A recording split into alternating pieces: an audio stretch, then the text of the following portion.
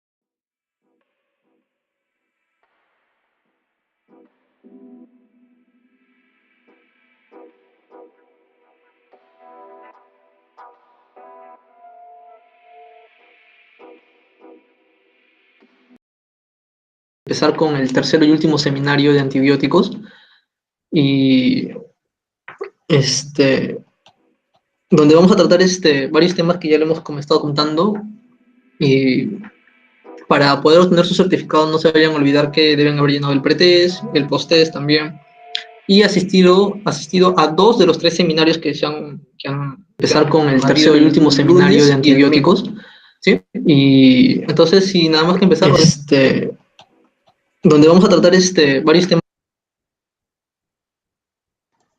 Creo que...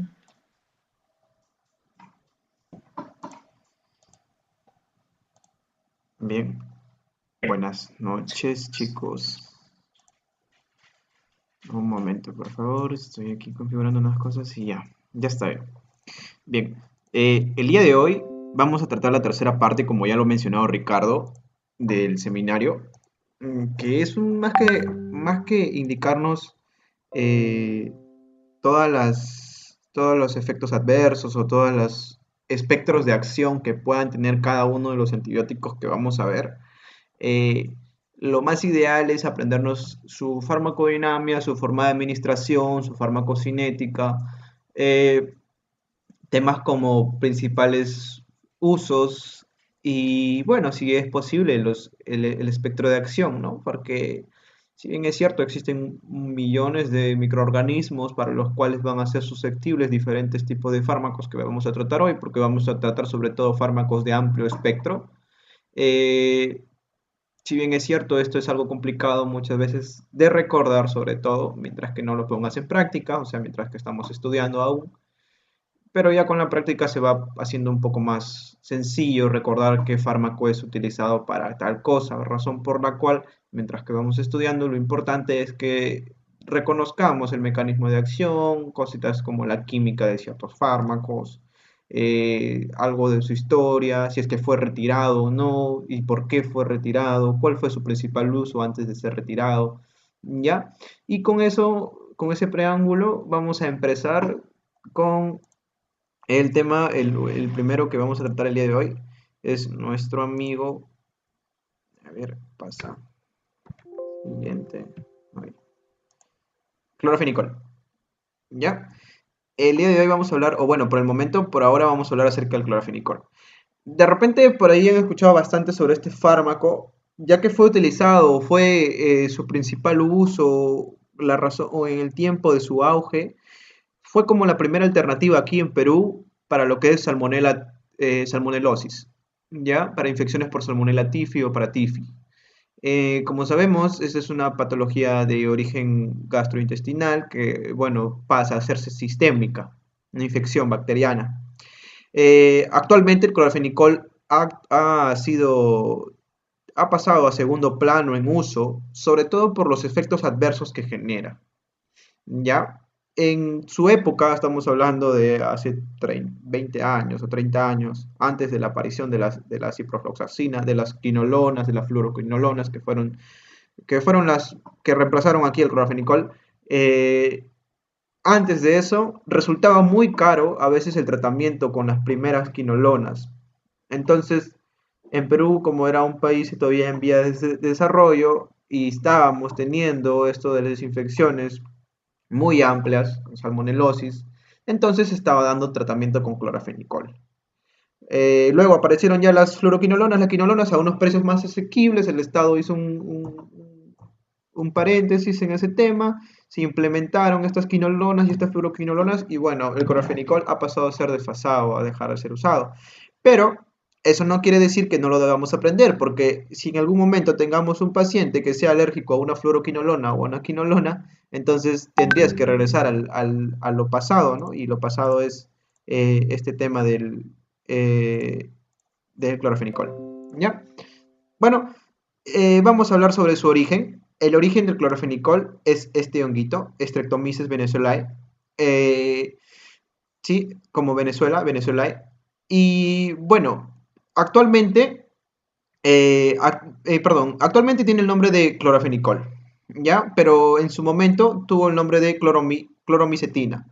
Porque era, bueno, dice que este Streptomyces venezuelae pertenece a un grupo que se llama los actinomicetos. Entonces le pusieron cloromicetina porque tenía unos enlaces de cloro. Creo que aquí le he puesto la química, no recuerdo, a ver, siguiente. Sí, acá está la química, ¿ya? Esta es la química del clorofenicol y mira, ve, tiene sus enlaces cloro, ¿ya? Como tenía estos enlaces cloro, bueno, si lo ves, en realidad, mira este radical, no sé si se ve mi mouse, ¿verdad? Bueno, espero que sí. Eh, Te voy a hacer más pequeño para poder rayar. No, un momento, a ver. Me gusta rayar a mí un poco.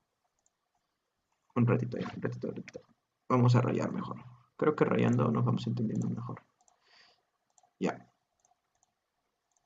ya. Y aquí está, este de aquí, pincel, pluma. Ya. Mira, date cuenta, esta forma o este radical la tienes acá. ¿Ok? O bueno, es algo parecido, ¿no? Dos cloros, un grupo, esto es, ay, perdón, ¿quién me está hablando? Un grupo amida, ¿ya? Y un grupo, o sea, grupo acético y amida. Un momento, en otro momento será. Ya, este es un grupo dicloro diacético, ¿ya? Porque dicloro porque hay dos cloros y bueno, tiene esta acético amida por el grupo amida que está aquí y el grupo acético que está formándose aquí por el oxígeno con doble enlace. Y no sé si te das cuenta, otra vez, mira este enlace, esta es la razón. Este es un nitrobenceno, o sea, grupo benceno y nitrógeno, nitrobenceno, ¿ya? Entonces, tienes aquí lo que es el tema de tienes dos formas, o dos radicales que se han unido para formar finalmente el clorofenicol. Esto es el ácido dicloroacético, que lo tienes acá, ¿ya? O dicloroacetamida, en realidad es el nombre, no acético porque tienes una amida, dicloroacetamida y la nitrobencina o el nitrobenceno, ¿ya? El grupo nitrobenceno, dicloroacetamida, forman al clorafenicol. Se dice que el clorafenicol, como su forma levógira o L, es la única la que tiene mecanismo de acción o la que tiene acción antimicrobiana. Ahora, este grupo nitrobenceno es el responsable de las diferentes reacciones adversas que te va a generar el clorafenicol, mientras que este grupo dicloroacético amida es el responsable de su actividad antimicrobiana, ¿ya? Recuerda que siempre en forma L y así es como se da el tratamiento. Eh, ¿Qué pasaba? Que estos tenían efectos adversos. ¿Qué efectos adversos? Sobre todo medulares, que generaban una aplasia medular que implicaba una aplasia medular, es decir, una aplasia medular implica que no hay una buena producción de todos los tejidos que se van a producir en la médula ósea. Esto implicaba glóbulos rojos, glóbulos blancos y plaquetas, estamos hablando de trombocitos. Entonces implicaba una pancitopenia que conllevaba al paciente a que después de darle el tratamiento, con todos estos problemas que ya le generabas, hacía sobreinfecciones, hacía problemas de coagulación y bueno, el paciente fallecía, que era lo peor que se podía hacer. Y entonces, por eso es que a la fecha el clorfenicol ha pasado a ser desfasado. Pero se sigue usando siempre y cuando controles las dosis. ¿Ya? Por eso es que las dosis son importantes. Bien, en farmacocinética vamos a hablar de que tenemos preparados orales, preparados parenterales y preparados tópicos. ¿Ya? Los preparados tópicos son para uso oftálmico, son muy buenos el clorafenicol para tópico, demasiado bueno, es un tratamiento antibactericida bien amplio. Bien, cuando hablamos de los preparados orales vamos a tener clorafenicol por sí solo y palmitato de clorafenicol. Este palmitato de clorafenicol es en solución o suspensión, perdón, suspensión es la palabra correcta, que recordemos que es como parecido a un jarabe, ¿ok? Así es como se forman para como algo parecido a un jarabe, y este es el clorafenicol. Este de aquí le digo algo parecido al jarabe porque el jarabe es una disolución, mientras que esta suspensión implica que tienes que echarle agua, tienes que moverlo, ¿ya? Como palmitato de clorafenicol y clorafenicol como preparado orales, esto lo tenemos en cápsulas. Preparados parenterales, succinato sódico de clorafenicol. Esto es importante, este succinato sódico de clorafenicol le permite al fármaco de que no cause el efecto adverso de colocar clorafenicol directamente vía endovenosa, ¿ya? Si bien es cierto, se menciona de que puedes hacerlo una inyección intramuscular o una administración endovenosa, se menciona y se dice muchas veces que el clorafenicol por sí solo, por vía oral, tiene muchos beneficios, más beneficios que la administración por vía intramuscular. Porque, o sea, generalmente nosotros tenemos la idea, ¿no? De que la vía intramuscular es mejor que la vía oral, porque puede ser más rápido, porque es no sé, más que todo porque es más rápido, ¿no? Pero se ha demostrado de que el clorafenicol por vía del tracto gastrointestinal tiene una hidrolización en el intestino, ¿ya? O sea, es como una preactivación. De tal forma que cuando ingresa, es ingresado ya al torrente sanguíneo, no requiere otro proceso más para poder hacer su mecanismo de acción. Razón por la cual luego va a ser metabolizado por el hígado, pero vamos a ver en qué cantidad y todo eso. Pero esa es la razón por la cual una vía intramuscular es mucho mejor. Perdón, una vía intramuscular no es tan beneficiosa como una vía oral en cuanto a clorafenicol. Ahora, succinato sódico de clorafenicol, cuando es administrado vía endovenosa, también demora, porque este succinato sódico de clorafenicol no es clorafenicol puro. Tiene que pasar a una hidrolización para que vuelva a hacerse el metabolito que yo quiero que actúe, que haga el mecanismo de acción. Entonces, cuando es vía endovenosa se alcanza un porcentaje de un 70% aproximadamente de lo que se obtiene por vía oral. Ya se pierde mucho al hacer la biotransformación a clorafenicol y luego a su metabolito activo. Entonces, por eso es que clorafenicol vía oral ha demostrado ser mucho mejor en cuanto a biodisponibilidad, no en cuanto a tiempo. O sea, si hablamos, normalmente siempre tenemos la idea, ¿no? Cuando es vía endovenosa, 100% de absorción o 100% de biodisponibilidad. Bueno, en el clorafenicol no es así. Este obtiene un 70% de lo que se obtiene en la vía oral. Ya, eso es un poco de lo que, bueno, podemos agregar aquí y vamos a pasar a la siguiente diapositiva. Absorción. El clorafenicol tiene una absorción buena y bueno, acá está, mira, succinato de clorafenicol, 70% de la vía oral. Uy, me adelanté, no era para adelantarme. Clorafenicol tiene una absorción buena y no es retrasada por alimentos. Muchos de los fármacos algunas veces, sobre todo las penicilinas, las de segunda generación, algunas cefalosporinas, algunas, no todas, se ven alteradas por el tema de los alimentos y los macrólidos también. Entonces, por eso es que, aunque a nuestro paciente y aunque a nuestra familia nos parezca y nos digan que las medicinas sin nada en el estómago les van a hacer daño, tienes que quitarle esa idea a las personas, a tus pacientes, a tus próximos pacientes que vas a tener, tienes que decirles que hay algunos fármacos que sí son necesarios tomarlos sin nada en el estómago para una mayor absorción y asegurar una biodisponibilidad total. Bueno, en el clorofenicol no hay problema, puede hacerlo con comida. No hay alteraciones en cuanto a eso. Cuando hablamos de distribución tenemos que hablar de su ligación proteica. Se liga muy poco a proteínas porque un 40 o un 50% no es mucho. Hablamos de una ligación alta a partir del 70% a más. Liposoluble, lo que le permite pasar a diferentes áreas, por eso que el clorofenicol puede pasar hasta el sistema nervioso central. Eh, Tiene su pK o su constante de disociación es a pH de los tejidos. ¿Esto qué implica? Que el clorofenicol, cuando esté en nuestros tejidos, va a tener una pK ideal. Entonces, esto va a bueno, su pK a nuestro pH es ideal. Entonces, ¿qué es lo que va a suceder? Lo vamos a tener en forma no ionizada, lo que permite que atraviese más tejidos. Atraviesa la placenta y también atraviesa es secretado por la leche. Por eso es que hay que tener cuidado con esto, porque podemos darle a nuestro paciente que está dando de lactar clorafenicol, le puede dar un tema al bebé, ¿no? Y no queremos eso de ahí. Eh, Ahora, normalmente la vía oral permite que el clorafenicol se pueda acumular en las estructuras linfáticas del intestino. Esta es la razón por la cual clorafenicol fue un gran boom para el tratamiento de la salmonela. ¿Ya? ¿Por qué? Porque se distribuía en los órganos linfáticos del intestino grueso y delgado.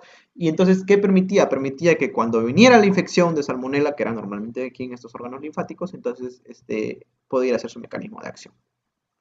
Bonito, ¿no? Bien, metabolismo y excreción, un metabolismo hepático y una excreción renal a través de filtrado glomerular y secreción. Ahora, cuando hablamos de metabolismo hepático, hay que tener cuidado aquí. El clorafenicol requiere un metabolismo hepático solo con la finalidad de sea inactivado. ¿Ya? Es decir, hace su mecanismo de acción, termina su mecanismo de acción y tiene que ser metabolizado para que sea inactivado, ya no cause daño y sea eliminado. Eso sería lo correcto. Pero, ¿qué pasa si yo tengo un paciente con insuficiencia hepática? Una insuficiencia hepática implica que el riñón no está funcionando bien, perdón, el hígado no está funcionando bien. Y entonces voy a tener dosis de clorafenicol rondando por el cuerpo o por la sangre más altas, lo que significaría un proceso tóxico.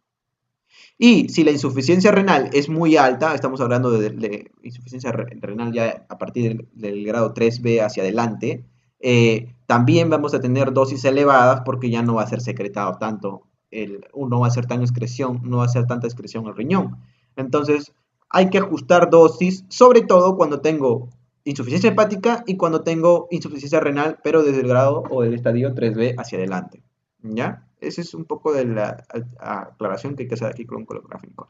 Pero si tengo un paciente sano que no tiene insuficiencia renal, no tiene insuficiencia hepática, bueno, la dosis normal, la dosis estable, y eso de ahí nada más. Ahora, ¿qué pasa con los niños?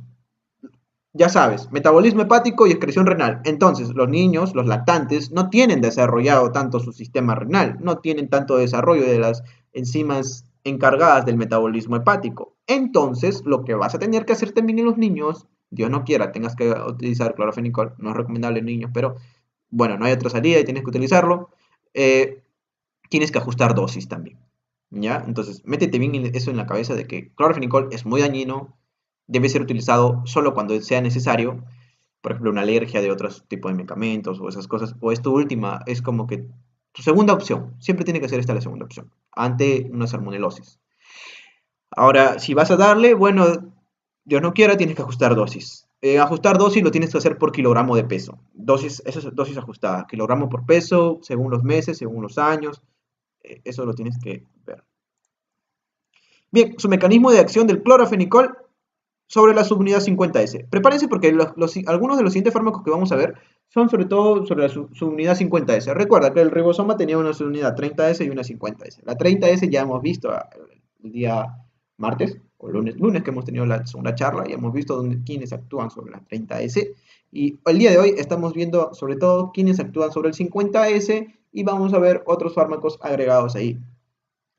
Bien, clorafenicol sí trabaja sobre la subunidad 50S del ribosoma bacteriano. Entonces, al activar el ribosoma, tú recuerdas por tu biología básica que el ribosoma es la estructura encargada de la síntesis proteica en el citoplasma. Entonces, cuando inhibas esto, lo que vas a tener finalmente es una inhibición de la síntesis proteica, razón por la cual ya no hay las proteínas que normalmente deberían cumplir una función específica y ya no hay esta función, entonces la célula entra en apoptosis, la célula muere, la célula le pasa todo lo que le tiene que pasar.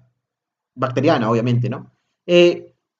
Ahora, ¿por aquí he puesto aquí competidor de macrólidos y lincomicinas? Acá debe ser lincosamidas, ¿ya? Porque lincosamidas es el grupo donde abarca las lincomicinas. Porque los macrólidos y las lincosamidas también actúan sobre la subunidad 50S y actúan sobre las peptidiltransferasas. Oye, ¿qué es las peptidiltransferasas? Bueno, mira, acá te he puesto una imagen para que puedas ayudarte a entender.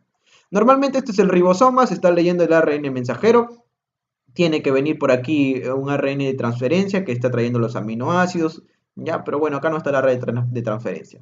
Pero pones un primer aminoácido. Este es un proceso de biología celular eucariota más que procariota.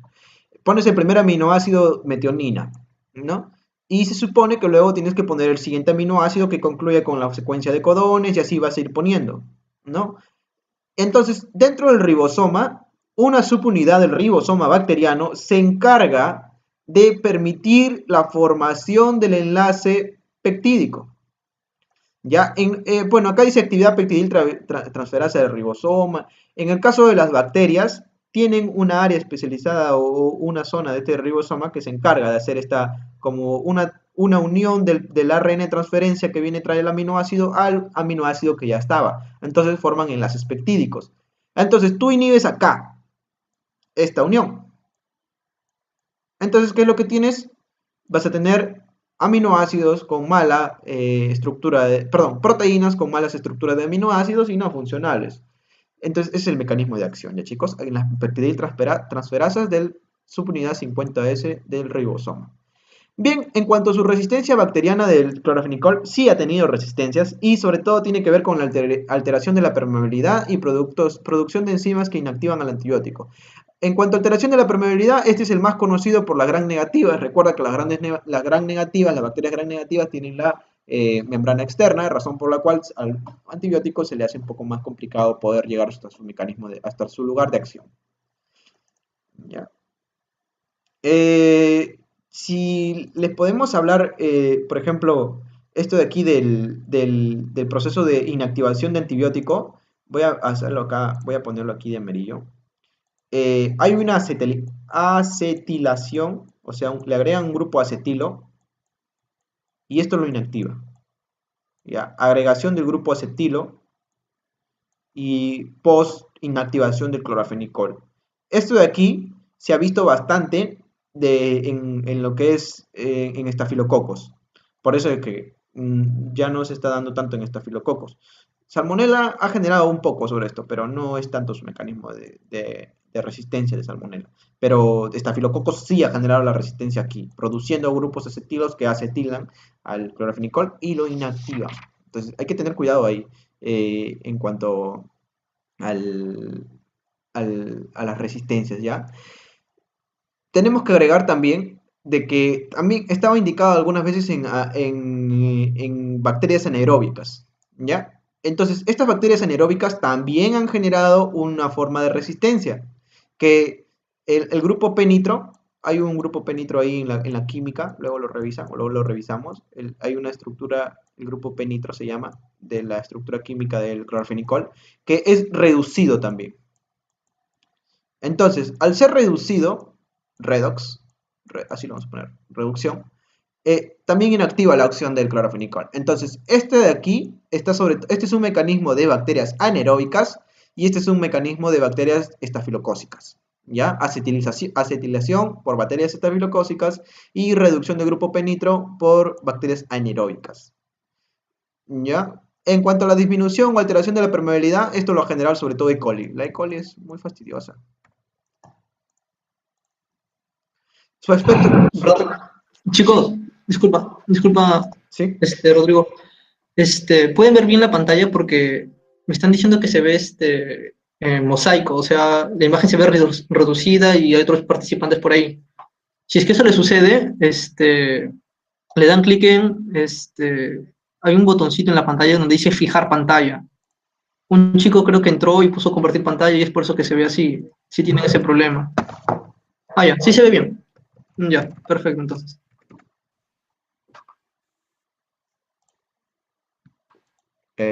Bueno, ahorita continúo un momento.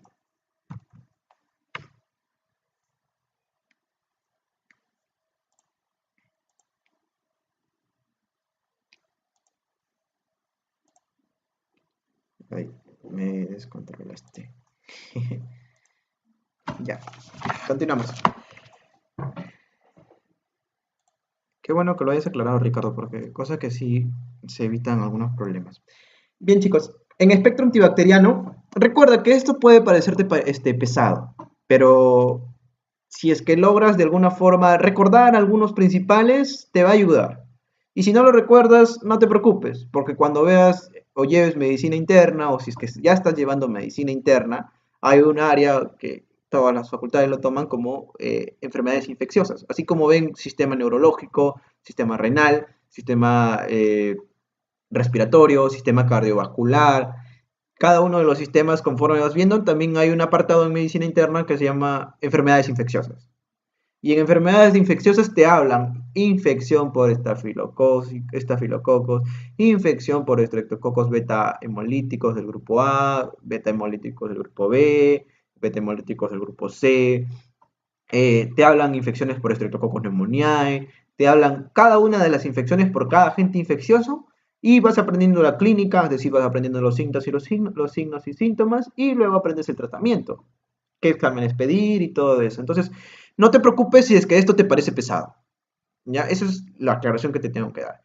Bueno, su espectro antibacteriano del clorofenicol, razón por la cual fue un boom en su tiempo, gran positivos, gran negativos, aerobios y anaerobios. Recuerda que unos gran positivos estaban generando resistencia, como el estafilococos, y los anaerobios estaban también generando resistencia. ¿Ya? Y los gran negativos, como E. coli, estaban generando también resistencia, algunos, ¿ya? Por eso hay que aclararlo acá. Clamidias, micoplasmas y riquecias. Ahora, dicen que en su tiempo fue tan bueno porque era uno de los únicos fármacos antes de que aparezcan las cefalosporinas de tercera generación que podían difundir al sistema nervioso central, al líquido cefalorraquídeo. Entonces, ¿qué pasaba? Que teníamos meningitis por Haemophilus influenzae, por Neisseria meningitidis, por Streptococcus pneumoniae, o sea, por todos estos tres son los principales causantes de meningitis bacteriana. ¿Ya? Hay más, pero los principales son estos. Entonces, ¿qué teníamos o qué pasaba? Tenías una meninge inflamada, tenías un Haemophilus influenzae que te era resistente a penicilina. ¡Auch! Entonces, y no tenías cefalosporinas de tercera generación. Entonces, ¿qué hacías? ¿Llorabas? No, salió el clorofenicol. Clorofenicol fue una gran ayuda y, bueno, ayudó al tratamiento, ¿no? De estas bacterias. En la actualidad, Haemophilus influenzae ha generado algunas resistencias por el gran uso de clorofenicol y hay estudios que mencionan que ya no debe ser de primera elección. O sea, se administra siempre y cuando se demuestre que Haemophilus influenzae es sensible a clorofenicol. Con eso me refiero, con sensible me refiero a un antibiograma que se tiene que hacer, ¿ya? Mientras que tanto no se puede administrar, porque, o sea, en teoría te dicen, existen fármacos que pueden llegar al líquido cefalorraquídeo de una manera menos tóxica que el clorofenicol. Existen fármacos que van a costar menos que el clorofenicol. Y hay fármacos que son mejores para Haemophilus influenzae que clorofenicol. Entonces, ¿por qué vas a gastar tu tiempo, tu dinero o un antibiograma para dar tratamiento para Haemophilus influenzae en una meningitis cuando rápidamente puedes administrar una cefalosporina de tercera generación y esto se soluciona, ¿no? Ahora, entonces ha quedado al final desfasado como segunda elección para infecciones por salmonela y por bacteroides. A eso ha llegado finalmente este clorofenicol. No se pasa más. Ahora, casos de alergia en cuanto a penicilina, cefalosporinas de tercera generación, perdón, cefalosporinas en general, o casos de alergia si es que tengo una bacteria susceptible a un grupo de fármacos, a un grupo de antibióticos, pero mi paciente es alérgico, bueno, no hay de otra, tengo que darle clorofenicol, ya, no queda otro. Resistencia a otros antibióticos, bueno, ya, hay que darle antibióticos. Entonces, fiebre tifoidea ha quedado con 50 kilogramos de peso en el día, fraccionado todo esto por cada 6 horas. El primer día, Luego reduces dosis a 25 miligramos kilogramo día de peso por 14 días. Esta dosis solamente se reduce cuando tienes 24 horas sin fiebre. Mientras tanto, continúas con esta dosis. ¿Ya? Esa es la indicación que hay que hacer aquí. Ahora, de repente les parece un poco difícil esto, no es difícil. Si saben sacarlo seguro mucho, si no salen, les hago una explicación rapidita. Si mi paciente pesa 60 kilos, entonces 50 miligramos por 60 kilos, ¿ya? 50 miligramos por 60, porque recuerda que 50 miligramos es por cada kilo. Entonces, como el paciente pesa 60, se da 50 por 60. 0, 0, entonces le tengo que dar 3000 miligramos. Eso implica, o sea, 3 gramos.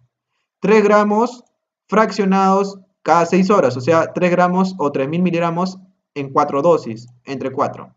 Bueno, 7 por 4, 28, 2, ya son matemáticas, 5, 0, 0, ya, ponle que sea 750. Entonces, esta es la dosis que tienes que dar cada 6 horas. Y 25 miligramos por 14 días. Todos los tratamientos con clorafenicol y con todos estos fármacos que estamos hablando son tratamientos que duran mínimo 7 días y como máximo 14 días. Más allá de 14 días no está indicado ningún antibiótico porque genera mucha resistencia en las bacterias. En meningitis bacterianas, como te dije, por Haemophilus influenzae, Neisseria meningitis, Streptococcus pneumoniae, 100 miligramos kilogramo por día. Ya, esto también por 7 días a 14 días, depende de entidad clínica. Infección por anaerobios como bacteroides, también estaba indicado. Infección por rickettsias como alternativa, porque recuerda que la principal era la que vimos el día de ayer, ¿ya? Las tetraciclinas. Indicaciones clínicas. Indicaciones clínicas, bueno, continuamos aquí con la dosificación actual. De reducir dosis en caso de insuficiencia hepática, recuerda que te lo he mencionado temprano. Esta es la dosis para fiebre tifoidea y puedes darle, este es el rango. Este es el rango, de 25 a 100 miligramos kilogramo día de peso.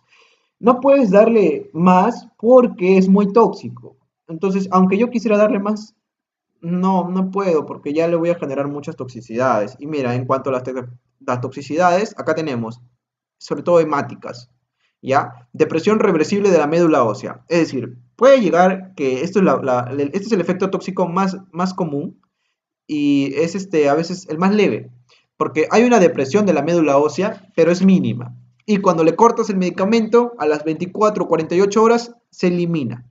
Entonces, ¿cómo tengo idea de que estoy teniendo una depresión de la médula ósea? Bueno, estás teniendo reticulopenia, plaquetopenia, o trombocitopenia, leucopenia, hay una anemia. Entonces, casi como una pancitopenia, pero al cortar el medicamento 24 o 48 horas, paró.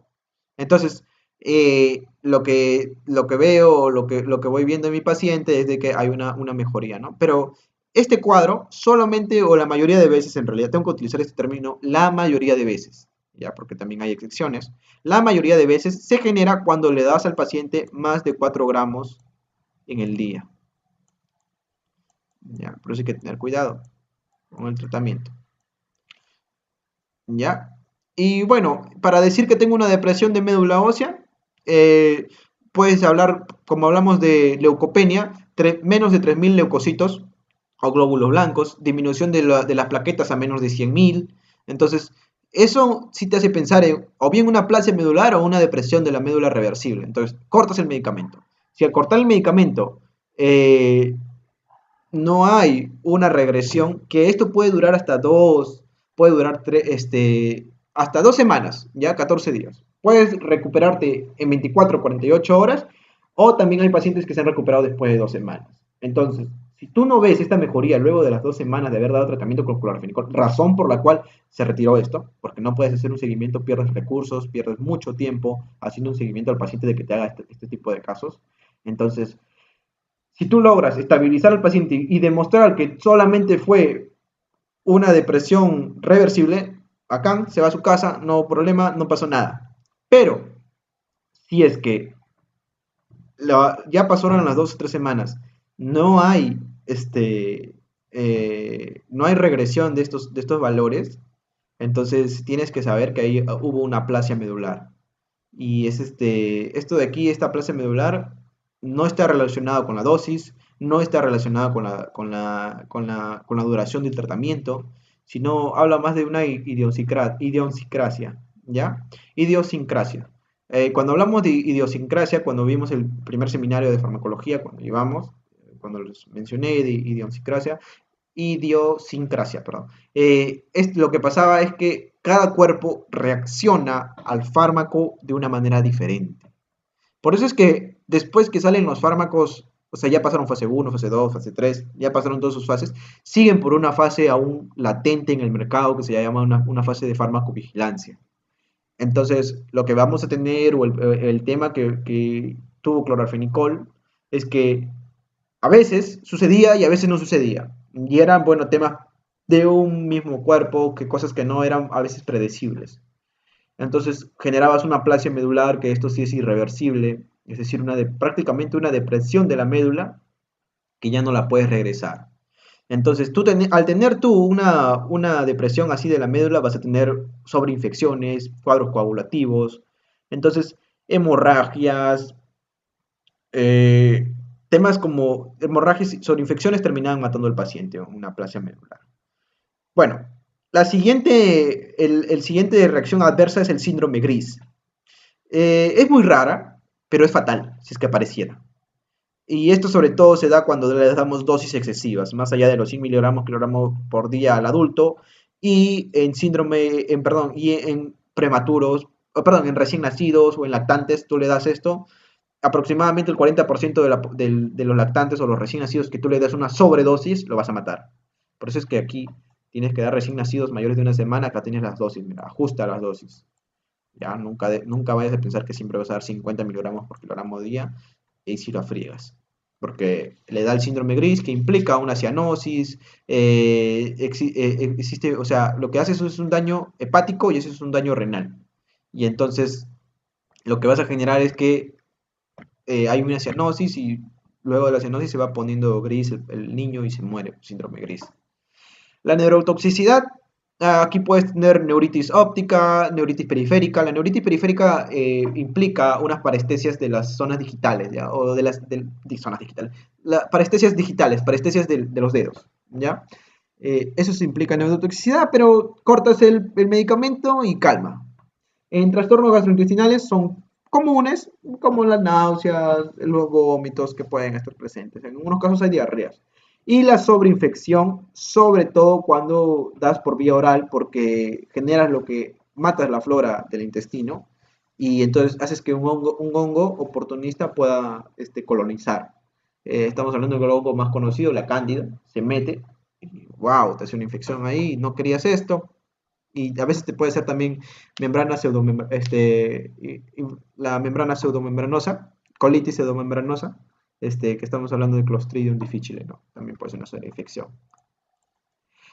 Bien, clorafenicol con antidiabéticos orales, lo que puedes hacer es un tema de hipoglucémico.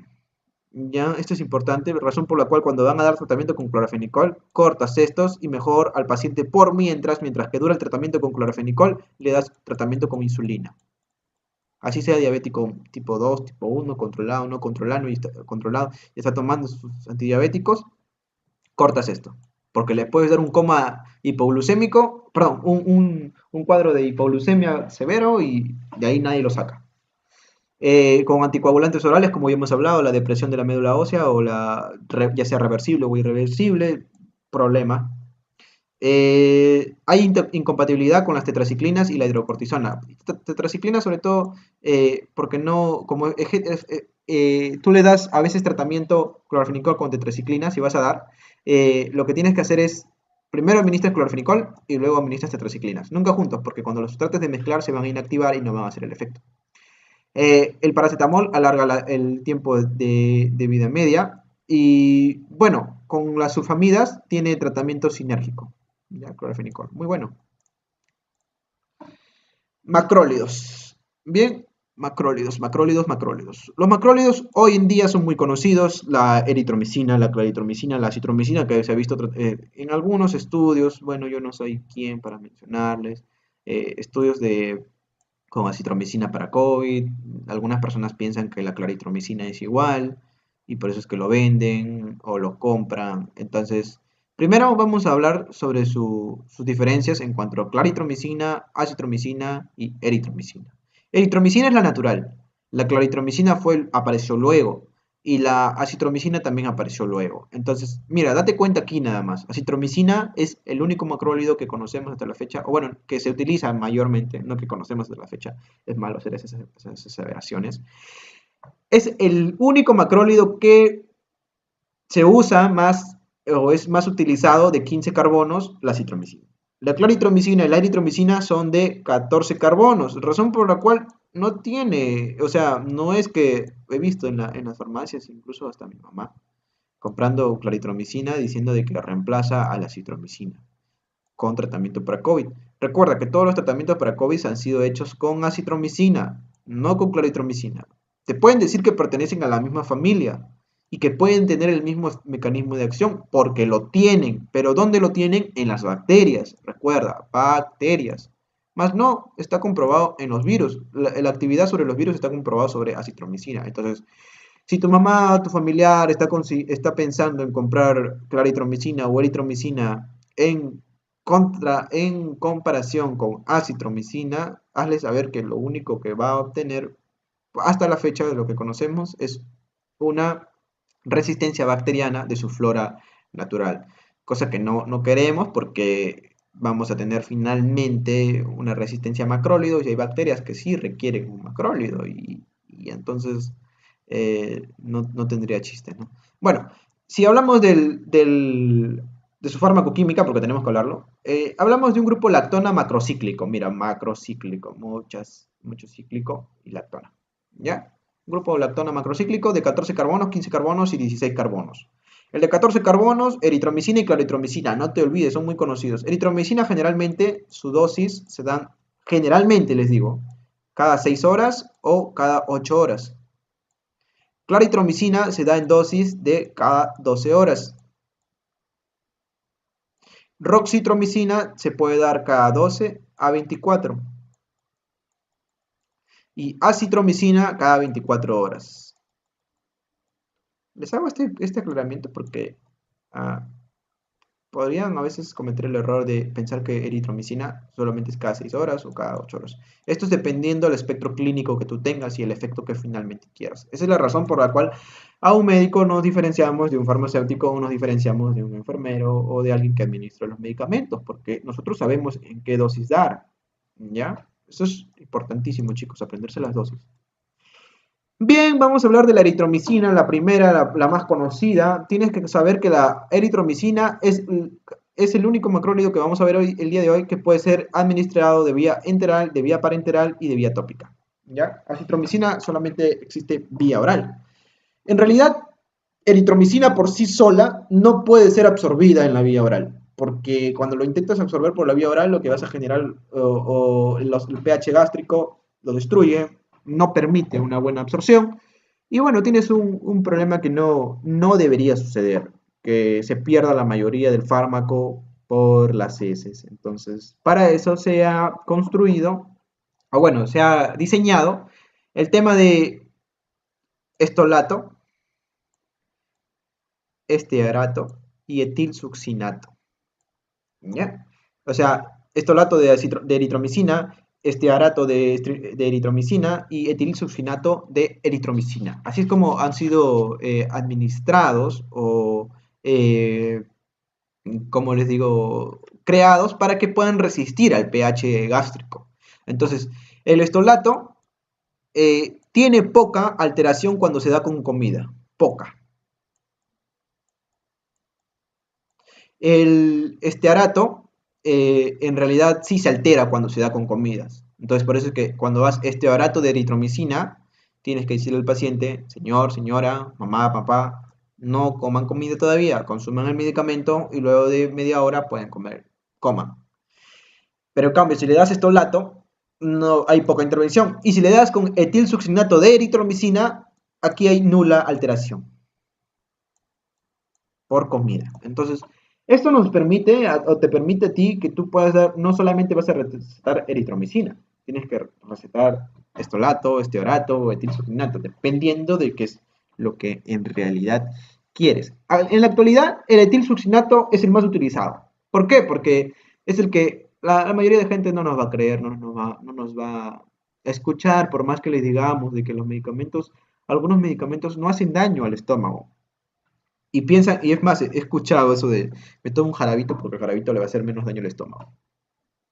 En realidad, tenga jarabe o la cápsula o la tableta recubierta, no hace diferencia. Pero bueno, es algo que no vamos a poder cambiar y que no estamos aquí para discutirlo. El etilsuccinato es el más utilizado porque las personas generalmente toman sus medicinas con comida, por temas de pensamientos, creencias que ya vienen desde más tiempo más atrás que nosotros. Bien, pero tienes que saber que etilsuccinato tiene problemas hepáticos. O sea, la forma de etilsuccinato de eritromicina te va a generar muchas reacciones adversas al nivel del hígado, o sea, del hepatocito. Entonces, por eso es que eh, entre esteorato y estolato, que es lo único que me queda, bueno, a nada, estolato, ¿ya? A veces se prefiere el uso de estolato cuando tengo un paciente con insuficiencia hepática, ¿ya? Los... eh, en cuanto a lo que son acitromicina, claritromicina, ellos no se ven alterados en su forma única cuando son pasados por vía oral. Entonces, eso es lo que lo diferencia también a eritromicina y claritromicina, a eritromicina, de claritromicina, de acitromicina y roxitromicina. Por vía endovenosa, también se obtiene rápido los efectos, no es como el clorofenicol. Eh, Ahora, en forma parenteral tenemos gluceptato, lactobionato y otra vez etilsuccinato, ¿ya? De estos, gluceptato y lactobionato son muy dolorosos, ¿ya? Al paciente que, ojalá Dios no quiera, cuando le vayan a poner eritromicina, porque es el único macrólido que hay vía endovenosa y vía intramuscular, entonces ten cuidado con esto. Lo más recomendable es que primero lo anestesies o algo, porque si lo vas a poner vía intramuscular, esto va a doler mucho. Más que incluso que una cefalosporina de tercera generación o que un aminoglucósido, mucho más doloroso. Eh, a veces, incluso, a veces ni lo pienses mejor no lo pienses, aunque está, o sea, puedes darlo, pero mejor no lo pienses porque es muy doloroso y mejor endovenoso y ya. Los tópicos, bueno, sobre todo en lo que es el tema de soluciones, cremas, esto de aquí ha sido utilizado los macrólidos o la eritromicina, lo he visto en cremas tópicas para el acné, ¿ya? Porque los macrólidos son, sobre todo la eritromicina. Bien, cuando está distribuido va unido a gran proporción de proteínas plasmáticas, estamos hablando de un 60 o 70% aproximadamente. Pasa a la placenta y es excretado por la leche. Razón por la cual tienes que tener cuidado, porque le puedes dar al niño o le puedes dar al feto. Por otro lado, también quiero agregar aquí que rápidamente difunde a la parte intracelular, ¿ya? O sea, por eso es que a veces macrólidos sobre bacterias intracelulares, a veces es de primera elección, porque rápidamente va a pasar. Pero también difunde rápido amígdalas, próstata, oído medio, líquido acítico, pleura, lugares bonitos. Farmacocinética, bueno, continuamos. La eritromicina, metabolismo y excreción. Tiene un metabolismo hepático por citocromo P450 y una excreción netamente biliar. Razón por cual en eritromicina, si tengo un paciente con insuficiencia renal, no necesito ajustar dosis. ¿Ya? No ajustas dosis con paciente con insuficiencia renal, porque el paciente con insuficiencia renal no vas a tener problema, porque todo se excreta vía biliar en cuanto a eritromicina. La citromicina solamente existe vía oral. La absorción de los alimentos sí alteran, pero poco. Distribución tiene poca unión a proteínas, muy lipofílico y largo tiempo de vida media, lo cual nos permite dar tratamientos cada 24 horas. Un metabolismo hepático y una excreción biliar, generalmente, porque también hay un poco de excreción renal, ¿ya? Pero es poca. La eritromicina oral y endovenosa existe, absorción es el mejor absorbido vía oral. En cuanto a eritromicina, cetromicina, el que más se absorbe y que los alimentos de verdad no lo van a alterar para nada, la claritromicina. Muy buen tratamiento por vía oral. La distribución ligado a proteínas distribuye bien a macrófagos alveolares. Esto de aquí aún no se sabe la razón, o sea, no se sabe qué cosa nos va a causar que difunda bien en los macrófagos alveolares, pero algunas teorías mencionan de que cuando tengamos una infección pulmonar, del parénquima pulmonar, va a ayudar a que el tratamiento sea más efectivo en cuanto a eso, ¿no? Metabolismo por P450, hepático también, una excreción renal y del 30-40% y el resto biliar. La roxitromicina solo vía oral. absorción, alimentos no lo alteran, la distribución es amplia, pasa a los leucocitos, a las lágrimas, al líquido sinovial, la piel y el tracto respiratorio. Esto las lágrimas cuando lloras, vas eliminando las bacterias que hay en tu cara y te haces un tratamiento para acné. Metabolismo muy escaso, por eso es que roxitromicina a veces está indicado en pacientes con insuficiencia hepática. Se excreta en heces, orina y gas carbónico. Bien, otra vez los macrólidos. ¿Recuerdas cuando hablamos de clorofenicol? Se unía a la unidad 50S. También lo hace igual, los macrólidos. Se piensa que la mayoría de macrólidos son bacteriostáticos. ¿Recuerdas cuando hablábamos bacteriostático, bactericida, cuando hablábamos valor mínimo inhibitorio y valor bactericida mínimo, ¿no? Lo mismo. Entonces, los macrólidos son bactericidas en su mayoría, pero la eritromicina en dosis altas se puede convertir en bactericida y bacteriostático. Solo la eritromicina. Bueno, la resistencia bacteriana, tenemos una resistencia natural por bacilos gram negativos y una resistencia adquirida. Los bacilos gram negativos, recuerda, ¿cuál era su resistencia natural? La pared o la membrana celular externa, lo cual no permitía el paso del fármaco, entonces el fármaco se quedaba fuera y lo que tenías es que no llevaba a su lugar de acción. En cuanto a las adquiridas, tienes la producción de metilasas, las cuales inhiben, bloquean. Así como tenías penicilasas, también tienes metilasas. Y tienes, esas son las transmitidas por plásmidos, y las cromosomales tienes, o las que son de origen de cromosomas, la mutación de la subunidad 50S, lo cual no permite que el macrólido se una. Mira, esta es la diferencia. Imagínate que es la subunidad ya, 30S y 50S. Entonces el macrólido viene y trata de unirse acá, pero su sitio de unión o lugar donde se unía ya no está porque está mutado. Entonces el macrólido viene y no reconoce. Y como no reconoce, bueno, no puede hacer su lugar de acción, su mecanismo de acción. Eso es en cuanto a mecanismos cromosomales y plásmidos, o pasado por plásmidos, es producción de metilasas. No mezclar dos macrólidos y tampoco con glicosamidas. ¿Por qué? Porque vas a hacer el efecto, o sea, mezcla dos, ya, por alguna razón has mezclado acitromicina y cloritromicina. Valga, garrafidad. Has mezclado por alguna razón. Entonces, lo que vas a tener es que vas a hacer más resistencia en la bacteria que normalmente no debería hacerlo. Y cuando haces tratamiento con lincosamidas, las lincosamidas tienen el mismo lugar o el mismo mecanismo de acción. Entonces no hay sinergia, no hay razón por la cual debas administrar dos macrólidos o al menos dos lincosamidas, ¿no? Entonces hay que tener cuidado con eso, chicos, porque a veces tratamos de administrar y pensamos de que solamente con administrar vas a generar una buena, como les digo, una buena respuesta de parte del cuerpo, ¿no? Entonces, tienen que tener cuidado con eso, chicos, porque no es dable. No puede pasarnos a nosotros. Bien, el espectro bacteriano, eritromicina, acitromicina y claritromicina difieren en ciertas cosas, pero eritromicina va para Streptococcus pneumoniae y Streptococcus pyogenes. Recuerda, tratamiento estos eran con penicilina. Sobre todo, ¿no? Los estreptococos. En cuanto a gram positivo, entonces, eritromicina, estos estreptococos. Pero también tienes Streptococcus viridans, estafilococos resistentes a penicilinas, pero no estafilococos resistentes a meticilina. Ya recuerda, porque teníamos dos tipos de estafilococos, los que eran resistentes a penicilina y los que eran resistentes a meticilina.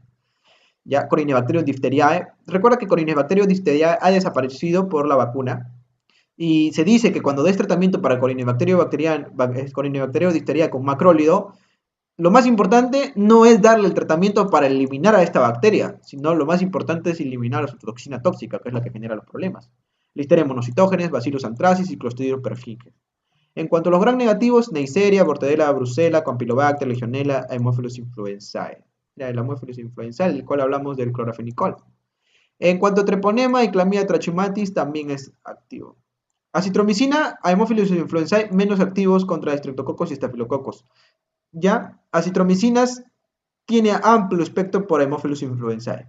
Si comparas el espectro de eritromicina y acitromicina por Haemophilus influenzae, check para acitromicina y mala para eritromicina. Pero es menos activo sobre estreptococos y estafilococos, mientras que eritromicina sí lo era, mira. Sobre SARS, Estamos hablando de Staphylococcus aureus meticilino resistente, ¿ya? Entonces, pum, check para él. Recuerda que la eritromicina para el resistente a meticilina no era, mientras que la eritromicina sí lo hace. Salmonella, Shigella y E. coli, jamás debes darle tratamiento a ellas porque vas a generar lo que es la resistencia. Bueno, ya son resistentes. Claritromicina es de 2 a 4 veces más activa sobre estafilococos meticilino sensible que la eritromicina. Mira, ¿recuerdas? Eritromicina era para estreptococcus pneumoniae, piógenes, estafilococos resistente a penicilina. Bueno, la eritromicina es más amplia. Actúa sobre Legionella, Mycoplasma pneumoniae, Clamidia pneumoniae. Recuerda, estas son bacterias intracelulares. Helicobacter pylori. Es por eso que el tratamiento para Helicobacter pylori, la Helicobacter pylori es la que genera las úlceras del estómago, ¿ya? Entonces, el Helicobacter pylori tiene un tratamiento con un inhibidor de bomba de protones, claritromicina y amoxicilina más ácido clavulánico. Eh, pero hay algunas personas que son alérgicas a la amoxicilina, entonces se le da tratamiento con metronidazol. Ese es el tratamiento estándar o lo que está ya establecido por los estamentos, ¿ya? No lo estoy poniendo yo, Helicobacter pylori. Toxoplasma gondii. Pero vamos a ver que Toxoplasma gondii también tiene tratamiento con otro fármaco, por ahí lo vamos a ver. No se preocupen. Toxoplasma gondii es bonito, se transmite por el gato. Toxoplasma gondii puede ser transmitido por las heces del gato, o puede ser transmitido por carne mal cocida. Es una parasitosis, ¿ya? Carnes mal cocinadas. El problema de Toxoplasma gondii no es que te vaya a infectar a ti. O sea, te puede infectar, pero como tienes un sistema inmune normal, que no está comprometido, entonces Toxoplasma gondii entra a tu cuerpo y se toma en una forma de bradizoito, ¿ya? Que es una forma como que se guarda y está ahí, pendiente. Cuando tengas una depresión del sistema inmune, ya sea por otra infección, ya sea por el estrés o ya sea porque te has infectado por VIH, Toxoplasma gondii hace efecto. Entonces se sale y donde le gusta almacenarse Toxoplasma gondii es en el músculo, bueno, no tanto en el músculo, sino en el tejido subcutáneo, y le gusta almacenarse en el cerebro. Y es problemático porque te genera tantos efectos, convulsiones, daños neurológicos grandes. Entonces, Toxoplasma gondii debe ser un tema con cuidado cuando tenemos nuestras mascotas, como el felino, el gato, que no haga sus heces donde nosotros comemos. Y cuando comemos carne, lamentablemente, de término 3/4 hacia arriba para no infectarnos de alguna parasitosis que puede haber tenido ese animal. Indicaciones clínicas, indicaciones clínicas, le he puesto, mira que está escrito mal. Elección cuando pacientes son alérgicos a penicilinas, solamente cuando son esos. Eritromicina, infecciones de vías respiratorias bajas, sobre todo con bacterias intracelulares, ya estamos hablando de Legionella o micoplasmas. Infecciones de respiratorias altas, faringoamigdalitis bacterianas por estreptococos piógenes, neumococo, estreptococo de grupo A, Staphylococcus aureus, pero Haemophilus influenzae. Pero recuerda, siempre y cuando el paciente me sea alérgico a la penicilina, porque estos eran tratamientos con penicilina. Difteria, bueno, recuerda que Corynebacterium diphtheriae ha sido eliminado en la mayor parte de sus vidas, pero bueno, también puedes darle. Infección de piel y tejidos blandos, enfermedades de los legionarios Legionella. Profilaxis para fiebre reumática, 200 miligramos a más cuando el paciente pesa de 40 kilogramos a más, cuando pesa menos de 40 kilogramos, menos de 200 miligramos al día. ¿Bien? Acitromicina, infecciones respiratorias, alternativas para penicilina por el piógenes, ¿ya? Uretritis no gonocócicas, causadas por ureoplasmas. Infecciones gastrointestinales por Campylobacter. Campylobacter es sensible a citromicina, chicos, y no lo vuelvan insensible, por favor, porque luego vamos a tener problemas con Campylobacter. Bueno, acá están las dosificaciones, acitromicina, eritromicina y claritromicina. A la acitromicina cada 24 horas, la eritromicina le puedes dar cada 6 horas o cada 8 horas, dependiendo de ti. Y puedes darle 250 miligramos a 1000 miligramos o 1 gramo. Y la claritromicina también se puede dar de 250 miligramos a 500 miligramos cada 12 horas por 6 a 14 días. La acitromicina solamente se debe dar 3 días o 5 días. Nada más. Si le das en 5 días, tienes que darle tratamiento 500 miligramos el primer día y los otros días le das 250, 250, 250. Y si le das 3 días, los 500 miligramos todos los días. Acitromicina se acumula en el cuerpo aproximadamente hasta 60 horas después de que pares el tratamiento, razón por la cual darles dosis de 500 miligramos más de 5 días es perjudicial porque vas a tener cada día se almacena 60 horas, 60 horas, 60 horas. Suma en total por 5 días, pues son como 300 horas post antibiótico que vas a tener. Entonces, esto es algo dramático, pero en la actualidad, con el tratamiento de esto del COVID que se planteó con acitromicina, bueno, se está dando 500 miligramos por 5 días, he visto. Los 5 días, 500 miligramos. Bueno, eso es técnica del médico ya. Precauciones. Eritromicina es buena elección pediátrica, pero no se ha demostrado que si acitromicina, claritromicina o roxitromicina puedan ser elecciones pediátricas, ¿ya? Pero ten cuidado cuando des macrólido, porque, o sea, en las escalas incluso tú buscas en el MINSA, hay protocolos que te dicen que una infección, la de primera línea son las penicilinas y la cefalosporina. De segunda elección exiges macrólidos. De tercera elección exiges quinolonas y puedes agregar lincosamidas. ¿Ya? Entonces son como que va cargando las elecciones y a veces recurrimos a eritromicina. Uso cuidado en lactantes, con cuidado en lactantes, en cloritromicina hay que ajustar dosis porque causa problemas y los principales problemas es el dolor abdominal, sobre todo o sea, los efectos adversos que tienen los macrólidos, el dolor abdominal y el consumo de claritromicina sobre todo genera el ardor a veces, ¿ya? Ya. Aquí voy a hacer una pausa porque Ricardito les tiene un jueguito y para no dormirnos. Ricardo, ¿estás ahí? Sí, chicos, vamos a hacer una dinámica, cosa que se despiertan. Voy a empezar a compartir.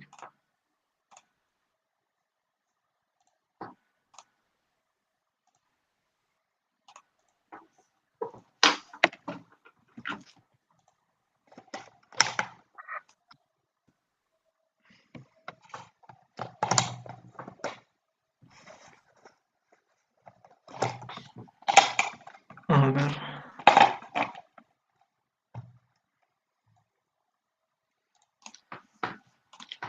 Me dicen, ¿pueden ver mi pantalla?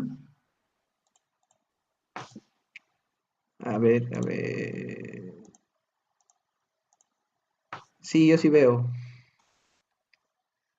¿Sí? Sí, A ver. también Carol Yolanda dice si se ve bien, Carla Ivette también lo ve, Hilary también lo ve, Liz también lo ve. Bueno, la mayoría de personas lo ve.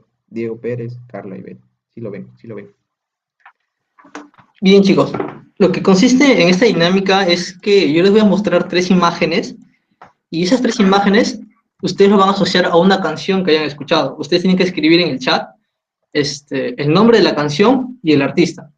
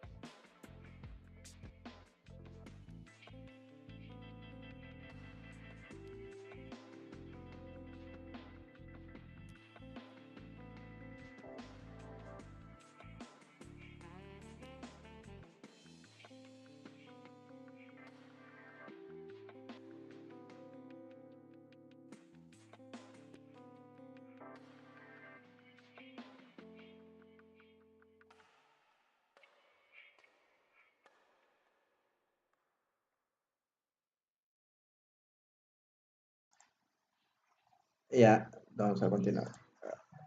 Ay, ya, por favor, silencio. Silencio, silencio. Expliquen lo de los dedos. Ya lo voy a explicar, porque sí fue una promesa. Eh, sí, sí se los voy a explicar. Eh, una ventana, esperen, voy a compartir mi pantalla para continuar, chicos.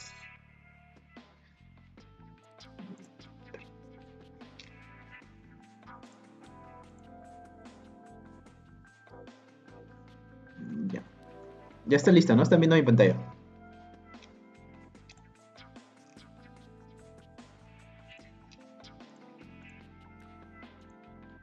De hace dos seminarios. Sí. Sí, antes de empezar antibióticos. Creo que sí. Ya. Están viendo mi pantalla, ¿verdad? Chicos.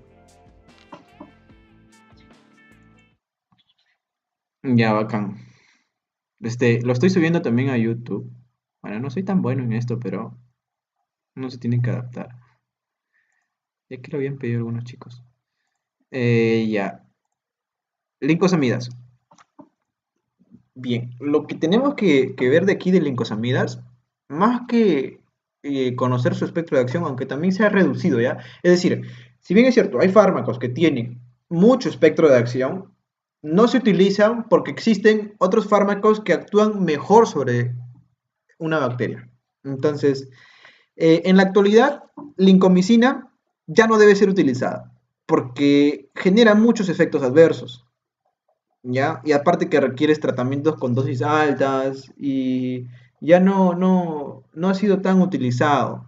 Ha sido reemplazado por clindamicina, que es su hermano. Son iguales, solamente que se diferencian aquí. Mira, aquí tiene cloro la lincomicina y la clindamicina no. Ya, ese es el cambio. Un grupo de hidroxilo y un átomo de cloro. ¿Ya? Esta imagen no es mía, lo saco de internet. Sorry por copiarme. Farmacocinética. Lincomicina está como clorhidrato, clindamicina como clorhidrato y palmitato y fosfato de clindamicina. Ahora, tú me vas a decir, ¿por qué me mencionas clorhidrato, palmitato? ¿Por qué no solamente me mencionas clindamicina, lincomicina? ¿Por qué? Porque, ¿qué pasa? Que palmitato, como es un lípido, requieres un buen funcionamiento de la parte de las lipasas pancreáticas, ¿ya? Vas a requerir un buen funcionamiento también de la parte biliar para que pueda ser absorbido cuando sea administrado vía oral, porque si no vas a tener los problemas que ya, bueno, vas a ver que no llega al lugar de acción o a veces no es liberado y tienes los problemas de que no haces el efecto de la dosis o el efecto del tratamiento no se cumple. Entonces tú dices, pero le da tratamiento con esto. Sí, correcto, le da tratamiento con esto, pero el paciente tenía un problema de las lipasas pancreáticas, estaba con una pancreatitis y entonces estás cometiendo un error ahí, ¿ya? Absorción, lincomicina es absorbida mal y es interferida por los alimentos. En contraposición está clindamicina, que es absorbido muy bien y los alimentos no lo interfieren. O sea, son como antagonistas. Y mira, como un grupo de hidroxilo cambia totalmente la estructura de un medicamento, su farmacocinética. La distribución, lincomicina liga poco a proteínas, clindamicina liga alto a proteínas. Lincomicina cruza placenta y se excreta por la leche. Clindamicina lo hace pero de manera muy poca. ¿Ya? En cuanto a metabolismo y excreción, bueno, el metabolismo de lincomicina es netamente hepático y tiene excreción renal.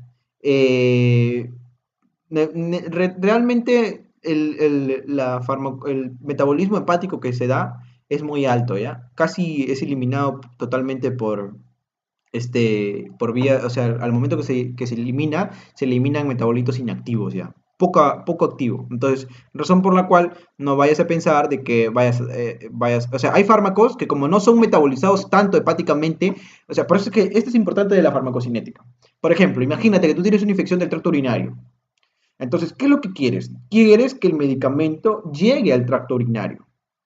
Entonces voy a buscar medicamentos dentro de mi bacteria susceptible, imaginemos, a X grupo de antibióticos. Dentro de este grupo de antibióticos tengo, tengo el antibiótico 1X, 2X, 3X, 4X, 5X, de los cuales 3X es excretado por la orina de manera inalterada. Entonces, ¿qué implica esto? De que el fármaco, así como entró a la sangre e hizo su lugar de acción, igualito va a ser excretado por la orina.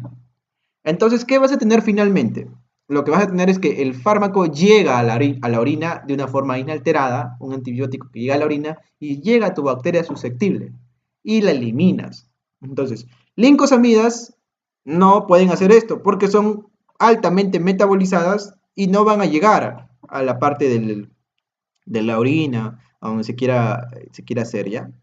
Entonces, pero sí se excreta también, aparte de la excreción renal que tiene, puede ser excretada clindamicina, ¿ya? Clindamicina, esta es lincosamida, ¿ya? Clindamicina tiene poca excreción renal y tiene más excreción biliar. Por eso es que posee gran actividad bacteriana ahí en ese tema, ¿ya? Lincosamidas. Farmacodinamia, ¿recuerdas la anterior que estuvimos viendo? Macrólidos. Esta también es una hermana. Por eso es que no debes dar macrólidos, lincosamidas y clorofenicol. Nunca des juntos, porque actúan en el mismo lugar. Y como actúan en el mismo lugar, entonces no esperes tener una sinergia. Sinergia me refiero a que se potencien los efectos. Inhibir la síntesis proteica, acá o bueno, síntesis de proteína de la bacteria mediante su unión con la subunidad 50S. Es bactericida contra estafilococos, estreptococos y bacteroides. Por eso es que se ha limitado su uso a estos. Lo que les puedo indicar de aquí es que, si bien es cierto, todos los antibióticos que van a actuar aquí, macrólidos, clorafenicol y eso, tengo que volver a insistir, chicos, de que tengan cuidado porque se van a inhibir los efectos de estos antibióticos, por eso no debo darlos juntos. Hay un efecto antibiótico que tiene clindamicina que es muy duradero. Razón por la cual, una vez que das tratamiento con clindamicina, el fármaco va a continuar en el cuerpo por más aproximadamente unos 6 días más. Entonces es un tratamiento bien amplio, o sea, cuando quieras darlo, tienes que darlo bien. Ahora, vamos a ver su espectro de acción. Sobre todo, está indicado para esto, mira. Anaerobios. Anaerobios. ¿Ya? Sobre todo anaerobios. Gram positivos como gram negativos. Si hablamos de los anaerobios gram positivos, te cubre lactobacillus, bifidobacterium, propionibacterium. Esos son los anaerobios gram positivos. Y los anaerobios gram negativos, bacteroides, fusobacterium. Mira, bacteroides, que va acá. Pero también te cubre ciertos parásitos. ¿Como quién? Toxoplasma gondii. ¿Recuerdas que te hablé del gatito? Mira. Plasmodium vivax. Acá es vivax, ¿ya? No vivas. Vivax. Plasmodium falciparum. Estos plasmodios nosotros sufrimos mucho aquí en Perú. Es una enfermedad endémica. Seguro algunos lo conocen por ahí. Este es el causante de la malaria. ¿Ya? Plasmodium. Parásito. Aerobios gram positivos, al aureus, al epidermidis, al neumococo y el streptococcus pyogenes. Pero, o sea, esa es este fármaco abarca este grupo de bacterias, pero chicos, recuerda, para el aureus tengo mejores alternativas, para el epidermidis tengo mejores alternativas, al neumococo también, y al streptococcus pyogenes peor. O sea, tengo mejores alternativas en penicilinas, en cefalosporinas, sobre estas bacterias. Entonces, ¿para qué le vas a dar una lincosamida? ¿Mm? No tiene tanta, eh, le podremos decir, chiste, ¿no? Dar esto. Aerobios gram negativos, olvídate, ningún aerobio gram negativo es para lincosamidas, nada. Indicaciones clínicas. Infecciones pelvianas o intraabdominales, incluyendo las ginecológicas. ¿Por qué? Porque las bacterias intraabdominales o pelvianas generalmente son anaeróbicas. Infecciones por anaeróbicos otra vez, pum. Acitomicosis, actinomicosis. Actinomicosis. Actinomicosis es una infección bacteriana por una bacteria comensal de nosotros que, o sea, generalmente no debería causar una infección porque está en tu boca, está en tu nariz. Pero por alguna razón ha pasado a tu cara y en tu cara ha tenido un lugar de acción y ha empezado a hacer la infección. Entonces, lincosamidas es de acción. Toxoplasmosis, paludismo o malaria, acné vulgaris también. Es tratamiento con eritromicina y lincosamida, ¿no? Clindamicina. Es un amplio tratamiento para acné vulgaris, pero no te automediques, esto tiene que evaluarlo un dermatólogo. Sí, el dermatólogo es el más indicado en evaluar porque cada tipo de acné es diferente, tiene que clasificarlo y de acuerdo a la clasificación tiene que darte el tratamiento. Y no puedes dar tratamiento con antibióticos orales. ¿Por qué? Porque vas a generar resistencia bacteriana para el tratamiento de un acné que no debes, no debes hacerlo, ¿no? Pero he visto bastante amplios estudios con estas de aquí. Bueno, en cuanto a las dosis, de 600 a 1200 miligramos día, cada 6 a 8 horas. Este es el tratamiento con clindamicina. ¿Ya? No usar en gestantes ni en lactantes, porque en lactantes le puede generar enterocolitis pseudomembranosa. Esto es peligroso, muy peligroso. Cuidado. Bien, pasamos a las sulfonamidas. Recuerda, las sulfonamidas, el más conocido es el sulfametataxol, pero no es la única. ¿Ya? Bien, aquí vas a ver, mira estas, esta es su química de las sulfonamidas. Un anillo benceno, un grupo de azufre y por otro lado otros radicales aminos, ¿no? Y un nitrógeno en posición 4, está ahí la imagen. Pero este anillo es el anillo paraminobenceico, o benceno, parabenzoico, como le quieras llamar, el PABA. ¿Ya? Y hay un nitrógeno amídico, que es este de aquí, amídico, y tienes un nitrógeno amínico, acá, ¿ya? Lo que te quiero aclarar o lo que te quiero aclarar aquí es que en el nitrógeno amídico, o sea, en este de aquí, aquí es donde está la acción antimicrobiana, ¿ya? En el amínico. Este le llaman el nitrógeno 1, N1, y este le llaman N4. ¿Ya? Cuando se hace una configuración, entonces todos los cambios o todos los agregados que se hagan aquí permiten que tenga más efecto el fármaco, pero cuando se hace modificación aquí y modificación aquí, el fármaco se cierra, no tiene acción. Su mecanismo de acción, fácil, sobre la dihidroteroato sintetasa. ¿Qué es la perdón, es como las lenguas. Dihidroteroato sintasa. Era responsable, esta es la vía del ácido tetrafólico. ¿Qué es el ácido tetrafólico? Si se acuerdan, el H4 es el ácido fólico, ¿verdad? ¿Qué es lo que pasa? Que vas a tener que para que todos puedan hacer una correcta síntesis de ADN, debe haber ácido fólico en su forma de tetrarreducido, sí, tetrarreducido, ¿ya? Entonces, lo que vas a tener es que esto se genera desde el dihidroteroato difosfato y el PABA, el ácido amino benzoico, van a formar, gracias a la dihidroteroato sintasa, el ácido dihidroteroico. El ácido dihidroteroico se va a convertir en ácido dihidrofólico y por la dihidrofolato reductasa se va a convertir en ácido tetrahidrofólico. Entonces, fólico, sí. Entonces, ¿qué es lo que va a pasar? Las sulfonamidas actúan aquí, en la dihidroteroato sintasa, en el primer nivel. Por eso es que aquí las sulfonamidas se consideran en este nivel bacteriostáticos. Pero si haces combinación de sulfonamidas con el trimetropina, aquí el más conocido el trimetropin, lo que vas a tener es una inhibición aquí, en este nivel, y una inhibición aquí, al nivel de hidrofolato reductasa.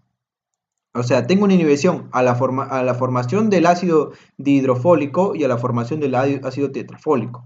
Entonces, esto lo convierte en la combinación juntos en bactericidas. Ese es la trimetropin sulfametotaxol que nosotros altamente he visto que la gente consume. Incluso he visto unas personas que están pensando de que trata a COVID. Hay que tener cuidado con eso, chicos, ¿no? Uy, en estos días llegó aquí a mi casa la idea de que la warfarina tenía un poco de ayuda en el tratamiento de COVID. Hay que tener cuidado, mucho cuidado, chicos. Y lo digo porque mi mamá se fue a la farmacia y regresó con warfarina en su mano. Y yo no sé quién le dijo o cómo le dijo, pero tenía warfarina. Entonces, tengan cuidado. Bien, acá sigue explicando. Les dije que cuando es sulfonamidas solos, bacteriostático, y sulfonamidas más trimetropin, bactericida. ¿Ya? Y ese es el, mira, cuando se forma el tetrahidrofólico, formas purinas, pirimidinas, proteínas. Y si no hay esto, va, muerte celular. Muere la bacteria. Bien, la clasificación de las sulfonamidas las podemos clasificar en sulfonamidas cortas, intermedias, prolongadas y ultra prolongadas. Todas estas de vía oral, ¿ya? Porque tenemos también, o sea, o que son, no le llaman vía oral, ¿ya? Vamos a aclarar aquí. El nombre correcto que se debe utilizar aquí es hidrosolubles, ¿ya? ¿Por qué? Porque, o mejor, absorbidas, le vamos a llamar absorbidas o solubles, solubles nada más, solubles o hidrosolubles, ya como quieras, solubles en el tracto gastrointestinal. ¿Por qué? Porque vamos a tener también sulfonamidas que no son solubles en el tracto gastrointestinal con una sola razón. Queremos que el antibiótico se quede en el tracto gastrointestinal y no sea absorbido a la sangre. ¿Y por qué queremos que se quede en el tracto gastrointestinal? Porque ahí está la bacteria. Entonces queremos eliminarla. Y como quieres eliminarla, sería más recomendable que se quede en el tracto gastrointestinal. Entonces tenemos sulfonamidas cortas, sulfonamidas intermedias, prolongadas y ultraprolongadas. Todas estas, depende de ti cuál vas a utilizar. Estas son las que pasan a la sangre, ¿ya? Tenemos la sulfadiazina, sulfametotaxol, que es la más conocida, sulfadimetoxina y la sulfadoxina, que es la ultra prolongada. Recuerda que cuando más prolongada es, tienes que darle en el tiempo o el espacio entre dosis, es más prolongado, ¿ya?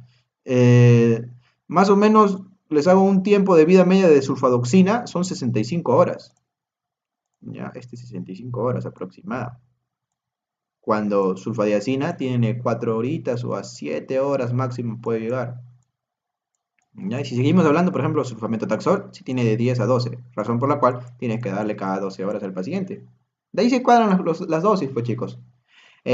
Sulfadimetoxina, este sí tiene un poquito más, este agarra de 17, sí, 17, sí, 17, 17 hasta 40. Sorry por los números, 17 hasta 40. Entonces, mira, son acciones, se llama acciones prolongadas, bueno, tú sabes, esto es algo que lo estás intuyendo, es dependiendo del tiempo de vida media que tiene. Así que tener cuidado con sulfadoxina por su alto tiempo de vida media. ¿Ya? Bueno, estas son las que no son absorbidas, la vía oral, y son las que se mantienen en el tracto gastrointestinal. Solamente tienes que ver que, mira, se le agrega grupos salicílicos, salis, sali, sí, salicilazo, sulfapiridina. Succinil, se agregó un grupo succinil, sulfatiazol. Y aquí se agregó un grupo eftalil, sulfatiazol. Todas estas, o sea, tienen esta agregación o este grupo, se les ha agregado con una sola finalidad. La finalidad de no ser solubles y absorbidas para el tracto gastrointestinal, para la sangre, razón por la cual permite un tratamiento de la infección del tracto gastrointestinal. ¿Ya? Bueno, mira, acá está. La absorción de las sulfamidas solubles se absorben bien en el tracto gastrointestinal y las no solubles no se absorben, pero se aprovecha su acción en el lumen del tracto gastrointestinal. Las que pasan a sangre cruzan la barrera hematocefálica, pero no son útiles por la resistencia. Mira, te soy sincero, dijeron que las sulfamidas fueron una de las primeras o las pioneras, los primeros antibióticos que aparecieron. Y fue tan utilizado que, bueno, a la fecha han generado mucha resistencia a las bacterias. Que ya no son utilizadas para bacterias que generen meningitis, ¿no? Que estamos hablando de Neisseria meningitis, Haemophilus influenzae o Streptococcus pneumoniae. Se metaboliza hepáticamente, pero tiene el problema de toxicidad a nivel hepático las sulfamidas. Por eso es que hay que ajustar dosis, mucho ajuste de dosis aquí. ¿Ya? Puede cruzar placenta y también llegar a la circulación fetal. Pero lo que pasa es que llega a poca dosis, aproximadamente el 50%, chicos. Ya, 50%. Y esto es, aunque parece mínimo, es suficiente para que en el feto haga efecto si es que hubiera algo algún tema de una infección fetal, pero te genera toxicidad en el feto. Entonces, aquí es riesgo-beneficio.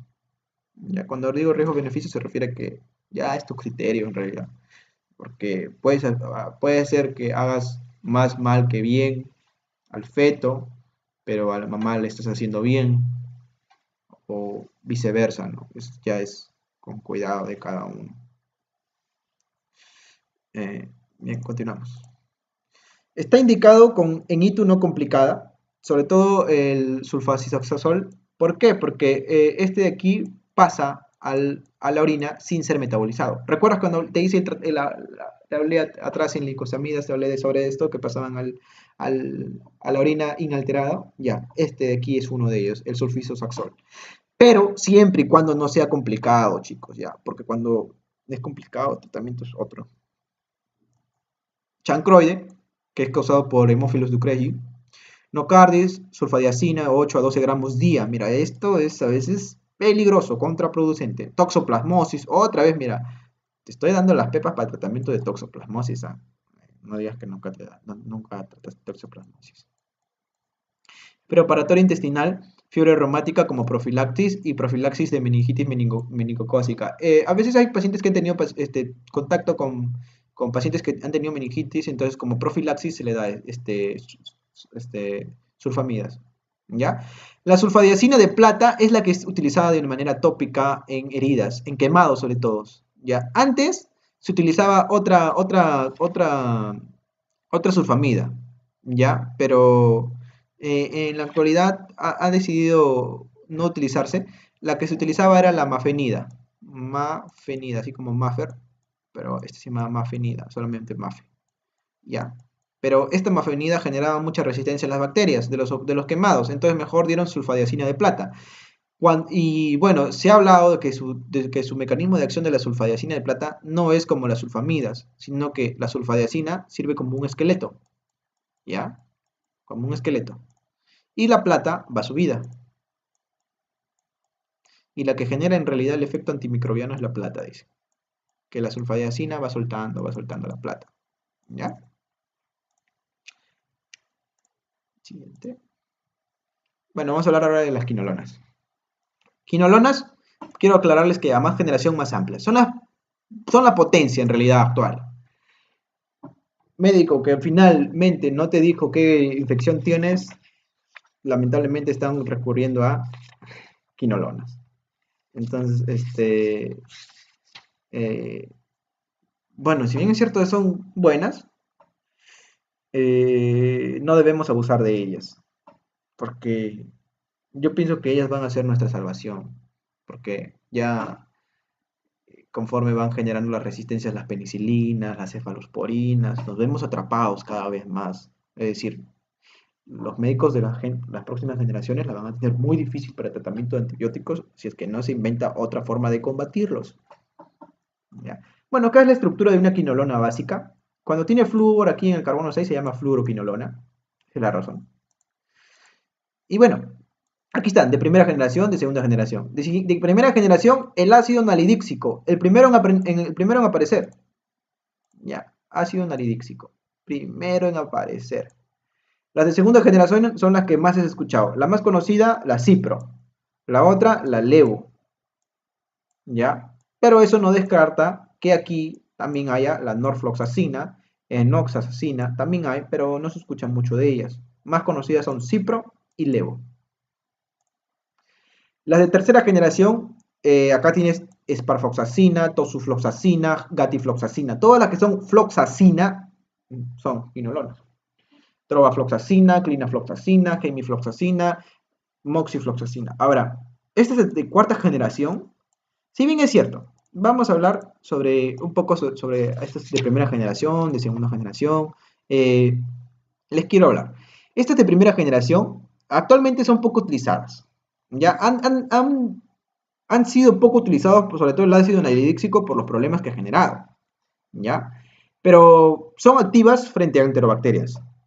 Y son muy activas, o bueno, un poco más activas, o sea, más que todo las de primera generación, vamos a hacer su escala, enterobacterias, ya, enterobacterias. Lo que es gran positivo son pocos los que actúa, pero, perdón, sobre gran negativos.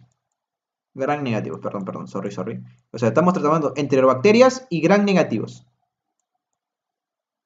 Sobre ellos, sobre todo sobre enterobacterias, bueno, 2 checks. En gran negativos, un check.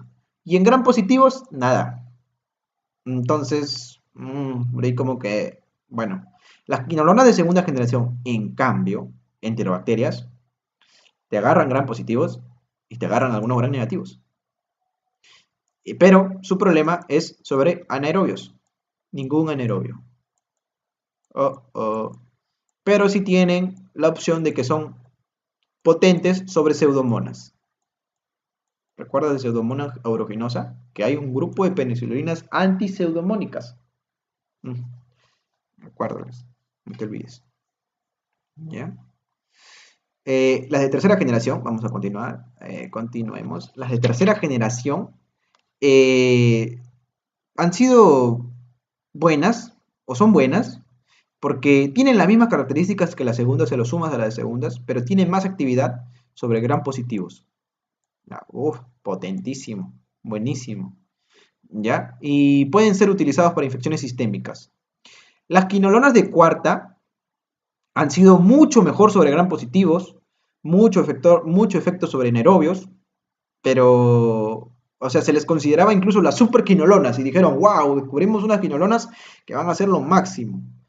Pero apareció las muertes de los pacientes. Empezaron a morir con consumo de cuartas generaciones. Entonces, en la actualidad ha pasado a no utilizarse quinolonas de cuarta, solo de tercera como máximo. Y bueno, estamos a la espera de descubrimientos de quinolonas de quinta para que puedan ayudarnos en algún momento. Hay quinolonas que están preparadas para uso oral, quinolonas que están preparadas para uso parenteral. Bueno, su mecanismo de acción es inhibiendo a la topoisomerasa. En gram negativos a la topoisomerasa 2 o ADN girasa y en gram positivos a la topoisomerasa 4. Les hago esta aclaración porque he visto preguntas, porque, o sea, farmacología cuando vayas a dar un examen, aparte de lo que repasas, es bueno que en internet te descargues bancos, ya, cosa que te vas poniendo a prueba, que esa es la mejor forma de aprender. Estudias, repasas y te pones a prueba. Estudias, repasas y te pones a prueba. Entonces, he visto preguntas que te dicen mecanismo de acción de quinolonas en gram positivos. Y te dice luego mecanismo de acción de quinolonas en gran positivos o en gran negativos. Entonces te pregunta uno por gran positivos y en la otra pregunta te pregunta por gran negativos. Entonces, aquí, en gran negativos, topoisomerasa 2 o ADN girasa, que es la encargada de mantener el ADN enrollado, mientras que en la topoisomerasa 4 es la encargada de desenrollar. ¿Ya? Este es un poco de la explicación. Entonces, ¿qué es lo que hacen las quinolonas? La inhiben, y como la inhiben, ya no hay quien mantenga, en gran negativos ya no hay quien mantenga enrollado, el ADN se desenrolla, hay un caos. Y en gran positivo ya no se desenrolla, ya no hay replicación, ya no hay lectura, no hay traducción, no hay nada. Tiene un efecto postantibiótico que puede durar de 1 a 6 horas, lo que permite ejercer regímenes terapéuticos amplios en cuanto a las quinolonas, ¿no? Importante, chicos. La resistencia bacteriana lo hace en cuanto a alteración del sitio de acción, alteración de la permeabilidad. Alteración del sitio de acción, hay mutación de las topoisomerasas. Si antes tenía 25 aminoácidos, imaginemos hipotéticamente alanina, valina, triptófano, hipotéticamente, y alanina, valina y triptófano. Y ahora esta sigue siendo una topoisomerasa, pero ya no tiene alanina, valina, triptófano, sino tiene alanina, metionina, triptófano. Y su sitio de acción, imagínate que hubiese sido la valina. Entonces cambia, ya no se puede unir. Como no se une, no hay efecto. Ese es el efecto de la quinolona. El otro mecanismo de acción es la alteración de la permeabilidad, que ya lo hemos repetido 1 millón de veces. Es natural de los gram negativos. ¿Ya? Las quinolonas de primera generación, bueno, mira, acá estaban ya. Te expliqué hace rato, pero no era necesario que estaban. Enterobacterias y nula para cocos gram positivos y anaerobios. Para gram negativos, poco, pero también lo era. Quinolonas de segunda generación, bacilos gram negativos, aeróbicos, enterobacterias, gram positivas, micobacterias. Mira, las de segunda generación representan una acción grande. De tercera generación ya gram positivos, te cubre anaerobios, te cubre patógenos intracelulares como micoplasma, legionela, clamidia, y te cubre, mira, ve, al gran amigo Staphylococcus aureus. Pero siempre y cuando no sea el metilino resistente. El meticilina resistente. Porque si es meticilina resistente, quinolona no le hace efecto. ¡Pam! Bueno, de primera generación tiene que estar indicado como antiséptico urinario. En segunda generación, pielonefritis, prostatitis, gastroenteritis, cólera, tifoidea. En fiebre tifoidea, en infecciones de Salmonella tifus se prefiere quinolonas. Pero si es una mujer embarazada, no vas a dar ciprofloxacino porque quinolonas están contraindicados en mujeres embarazadas. Tienes que buscar otro tratamiento más leve.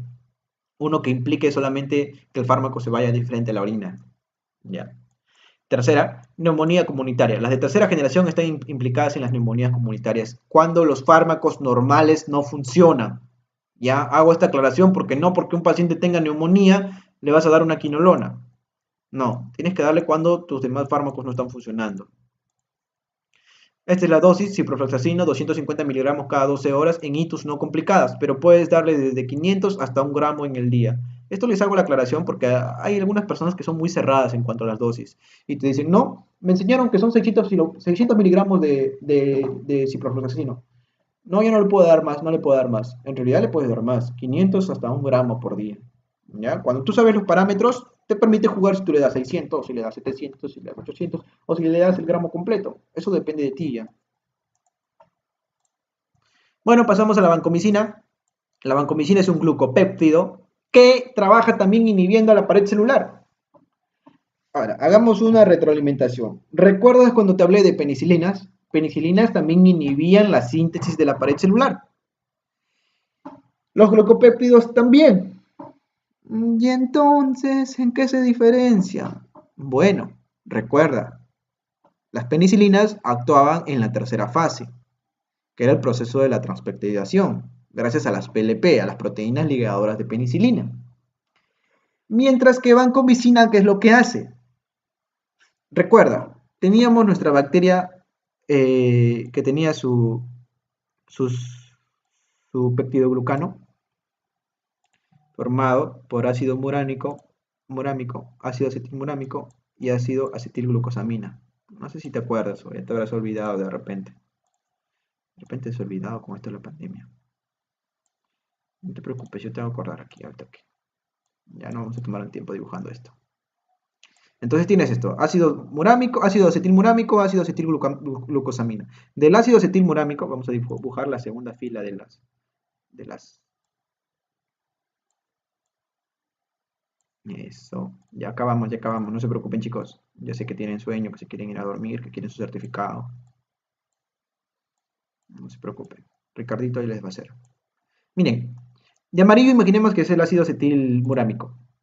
¿Recuerdas que de ellos se desprendían aminoácidos? Lo voy a poner de moradito.